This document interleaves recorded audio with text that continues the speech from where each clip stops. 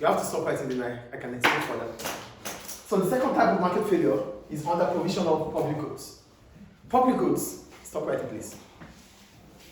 When we're talking about public goods, we're talking about goods that we can have it. It is not exclusive.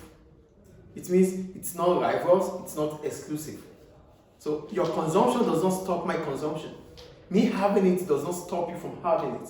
That's why we call it a public good. Okay, so the market, for variety of reasons, may fail to provide certain goods and services or may underprovide them. One example of this is the provision of the public goods, which I just explained now. These are goods such as defense, street lighting, and police services. One key reason for the underprovision of public goods is that it is relatively easy to gain the benefit from the good without having to pay for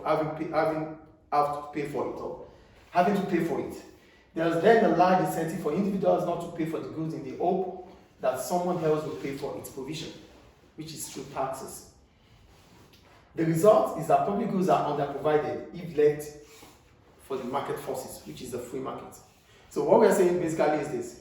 Hello? Please be here. So what we're saying is this.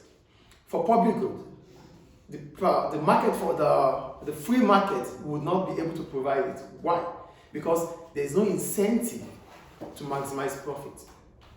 Because there's likelihood that some people would not pay for them. So they don't want we call it the free rider problem.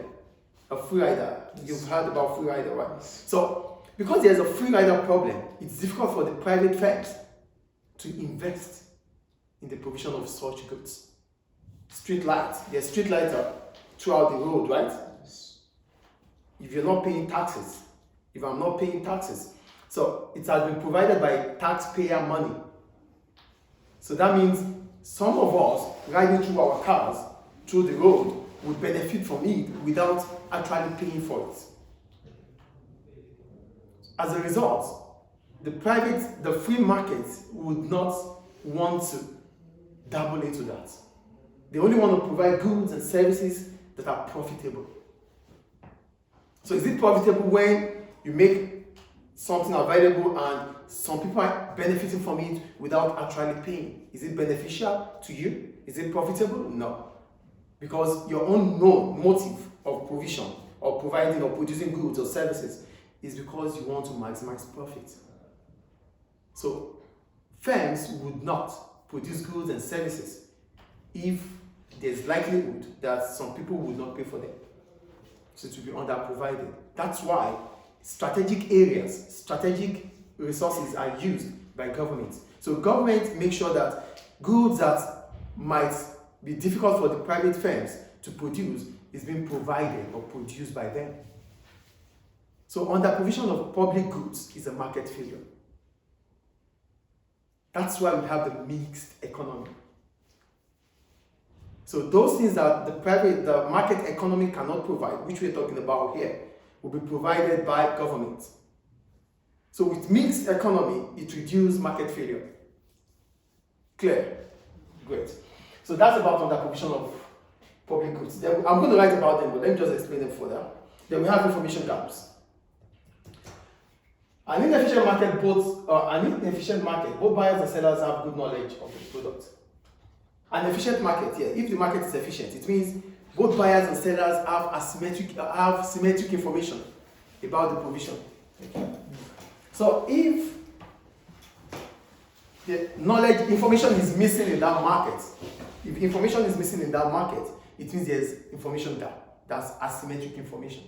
With asymmetric information, there's market failure. That's what the second one is talking about. So for asymmetric information, it means you having knowledge than the knowledge I am having. You as a producer, you have more knowledge than me who is buying from you. There's information gap.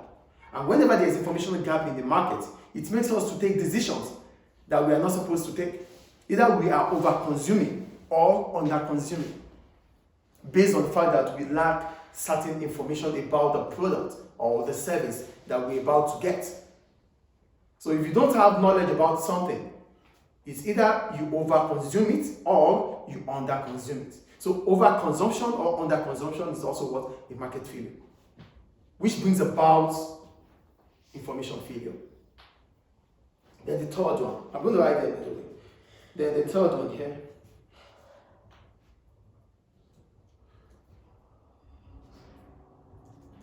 Moral hazard. Moral hazard is a term used to describe a situation which an individual or organization is protected from the consequence of their actions. They know that someone else will have to deal with it. So you are taking that decision because you know that whatever happens at the end of the consequence is not going to be from you. So you're not going to pay for the consequence. It's a market fee. We call it moral hazard. You know, you become careless about the decision you take because you know that whatever happens at the end of it all, you're not going to pay for that decision.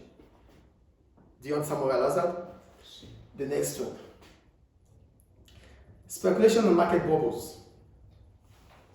When we talk about speculation, here we make decisions based on the fact that we think that in the future prices might increase or reduce. So for speculation means an economic agent buys or sells something in the expectation of the future price change in the hope of generating profits. So you feel like with speculation, you think things will change in the future in terms of price. So you quickly want to buy more so you can sell at a higher price in the future, or you want to sell now so that you don't lose out in the profits. That is speculation. And for market bubbles, let me just say, they said, okay, this sometimes, they said occasionally though, the speculative motive is all one way and the market bubble can be created. This sometimes happens in the stock market. If traders expect values to keep rising, everyone tries to buy, expecting price to keep rising. Who are those that buy when we expect that price continue to increase in the future? Who?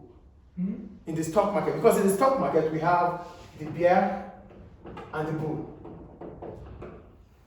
In the stock market. The bull has an optimistic, he's optimistic about the situation, that things will become better, so he buys now. The bear is pessimistic. He is afraid.